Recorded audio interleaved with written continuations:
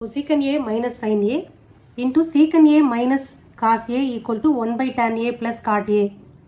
Hint, simplify LHS and RHS separately. Okay, LHS இப்போ எடுத்து ஆரம்பிக்கலாம்.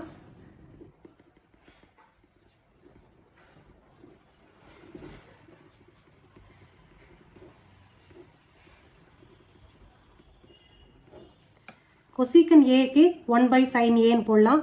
secant A க்கு 1 by cos A ன்னு போடலாம். வேற simplify பண்றதுக்கு எதுவும் இல்லை.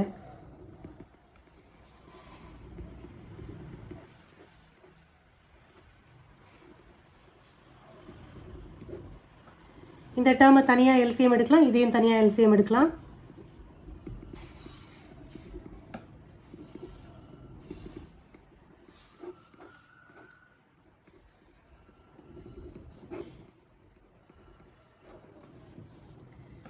ஒன் மைனஸ் சைன் ஸ்கொயர்டு ஏன்னா காசு ஸ்கொயர்டு ஏ பை சைன் ஏ. இங்கே ஒன் மைனஸ் காஸ் ஸ்கொயர்டு ஏன்னா சைன் ஸ்கொயர்டு ஏ. இப்போ இந்த டேர்மும் இந்த ஸ்கொயரும் கேன்சல் ஆகும், காஸில் இது கேன்சல் ஆகும்.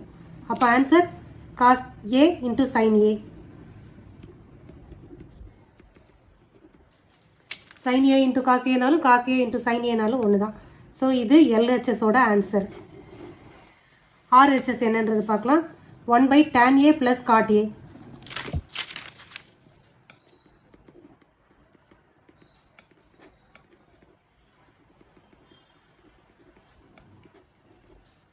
tan A க்கு sin by cos, cot க்கு cos by tan போடுவோம்.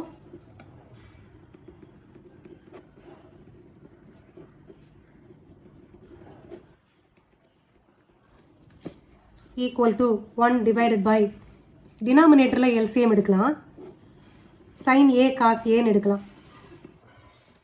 அப்போ எடுத்த sin squared A plus cos squared A ன்னு வந்துரும் இல்லையா.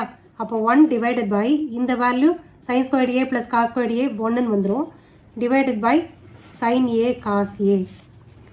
ஓகே, இது டினாமினேட்டரில் 1 divided byன்னு இருக்குது. ஸோ அது அப்படியே ரெசிப்ரோக்கல் ஆகிடும்.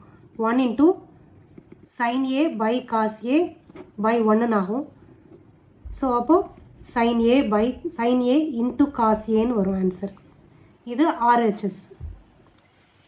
sin A cos A sin A sin A cos A. So ரெண்டு ஆன்சரும் ஒன்று. RHS equal to LHS.